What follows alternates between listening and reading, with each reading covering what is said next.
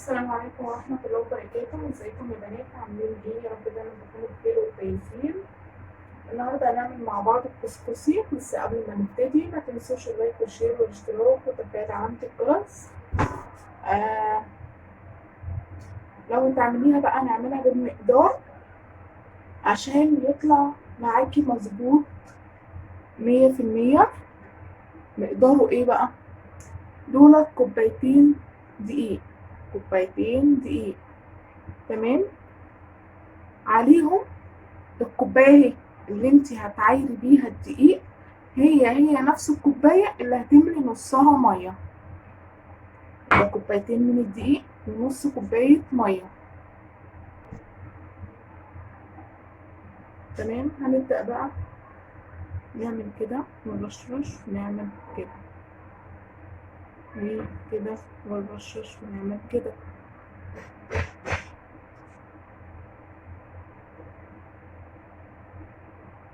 وهكذا تقعدي تعمليها كده لحد ما تعملي المية كلها.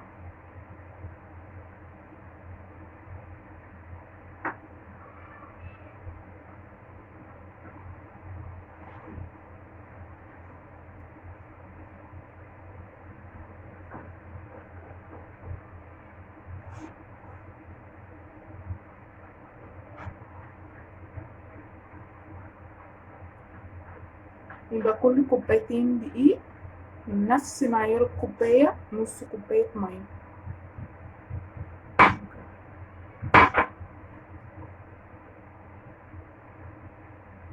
ابدأي تعمليها كده ونفركها، اعملي كده، بصي تفركي،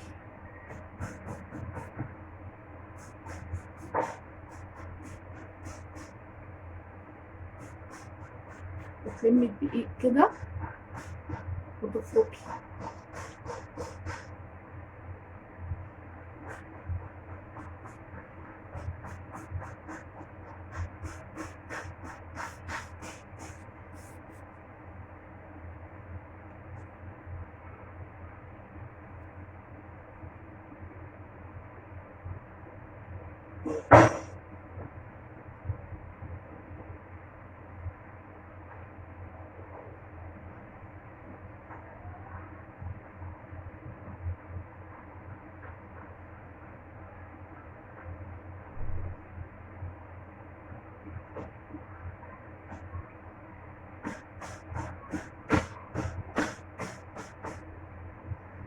طبعا كله انتوا شايفين ان هو مفروك ازاي، شايفين، بس طبعا مش كله. فانا مجهزه جنبي الكبه كده، انا غسله الرخامه طبعا. هنجيب بقى الكبه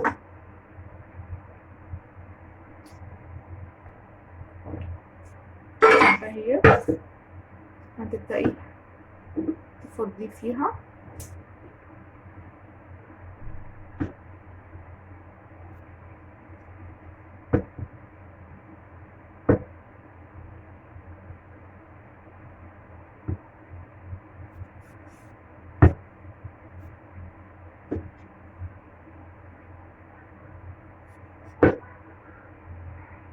كده اهو. بعدين هنحط الكبة كده، نحط الفيشة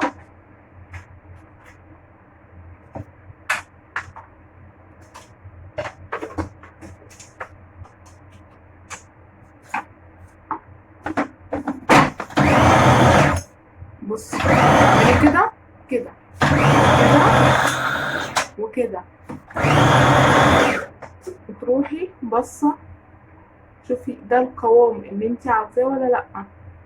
انا ما بحبوش اللي هو ايه يبقى ناعم قوي.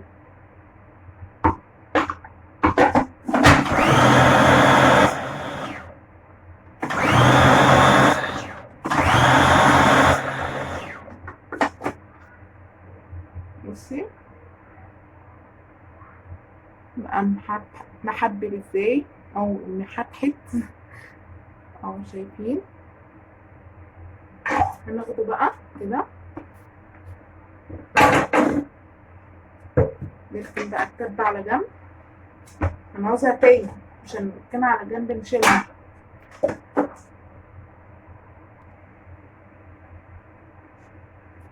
تمام. بصوا فوطة بتبقى فيه فوط خفيفة عاملة زي الشاش اهي. انا عندي واحدة اهي تعمليها كده. لازم تكون زي الشاش يعني المهم حاجة تكون عاملة زي الشاش بحيث ان يدخل لها البخار. احنا هنسويها على البخار.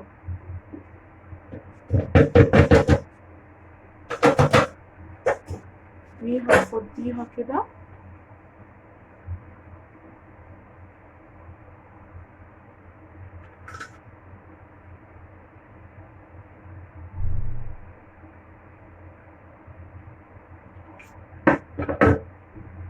بصي انت اول ما بتفركيه اهو بيتفرك. تمام.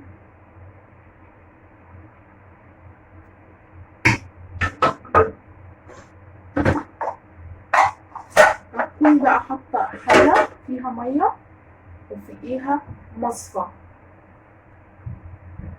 والغطا. اهم حاجة الغطا. المهم اول ما المية تغلي هنحط الفوطة ديت عليها. هنلمها كده اهو كده اهو.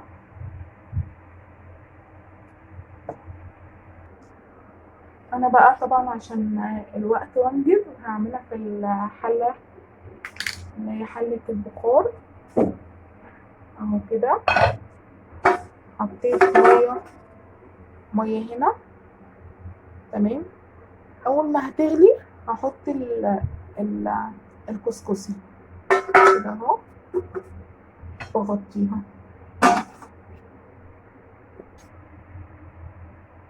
حطيناها بقى كده. طبعا مش هنسيبها مفتوحة. هنغطيها برضو كده.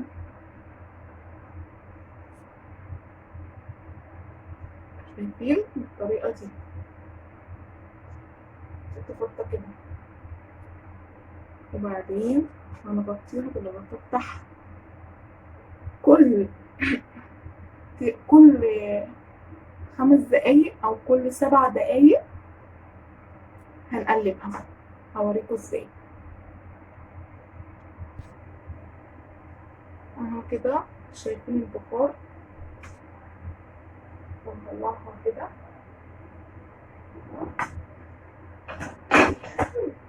تاني هنقلبها.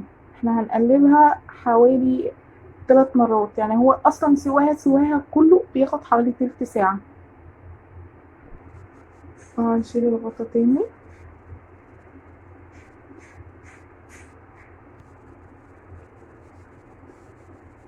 وهنقلبها مرة تاني.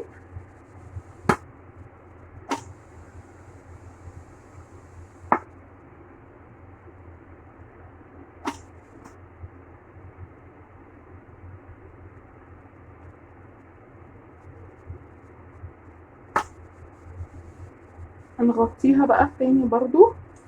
هنقلبها مرة كمان وبعدين خلاص هنطلعها. هنا اهو قلبناها التقليبة الأخيرة وغطيناها شوية وبعدين طفينا عليها.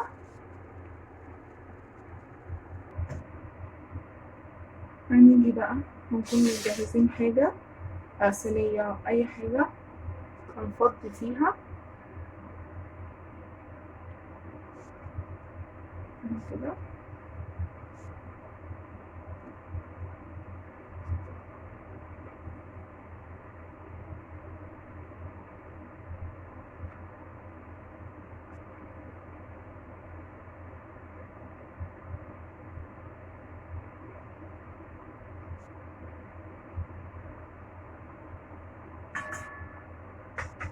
الفوطة اللي هي عاملة زي الشاشة دي هنجيبيها وتخليها أو تخصصيها للكسكسي.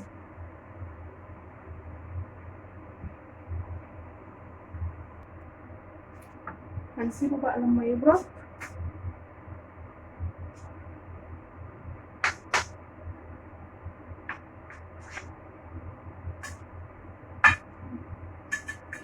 هنحط بقى، هتكون في سمنة عندك، زبدة سمنة المتواجد عندك هيكون اهو سايحة مش سخنة، يعني هتسيحيها وتسيبيها اما تبرد او تهدى. يعني اهو شايفين ان هي باردة، وهتبدأي ترششي عليها كده.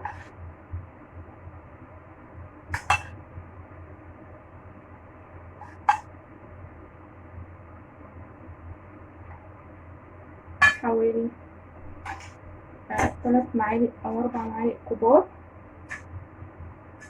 كده.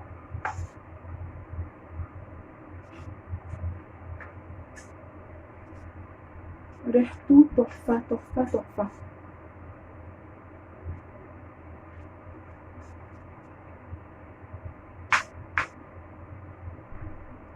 طبعا الحاجات المكلكعة دي هتفك اهي، شايفين.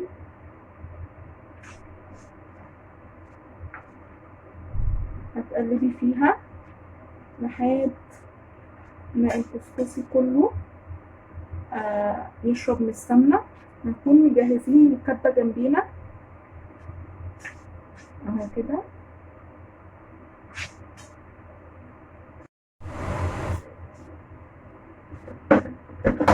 هنجيب الكبة، طبعا هكون مسحاها بمناديل مطبخ مش غسلاها عشان ما يبقاش فيها ميه. بعد ما بردت شويه، بعد ما قلبناه كله اهوت والسمنه الكسكسي كله بقى فيه سمنه، هتحطيها كده ونضربه تاني ضربه في الكبة كده كده اهو.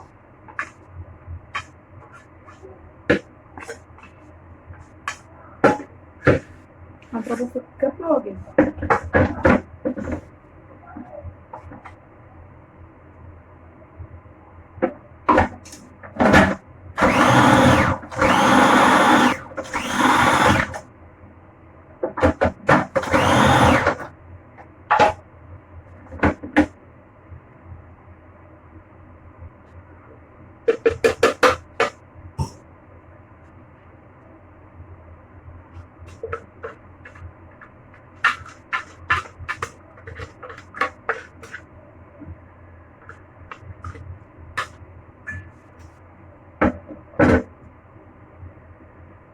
شايفين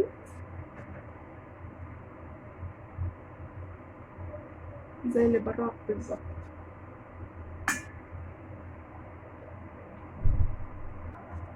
جبنا طبق وغرفنا اهو.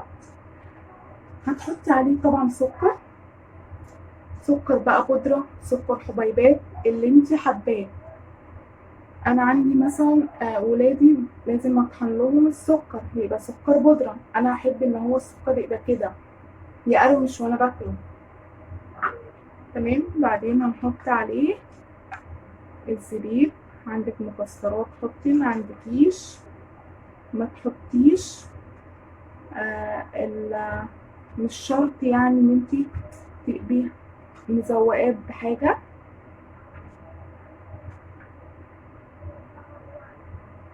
بالهنا والشفا، واستنوني في فيديو جديد ووصفة جديدة. ما تنسوش اللايك والشير والاشتراك وتفعيل علامة الجرس.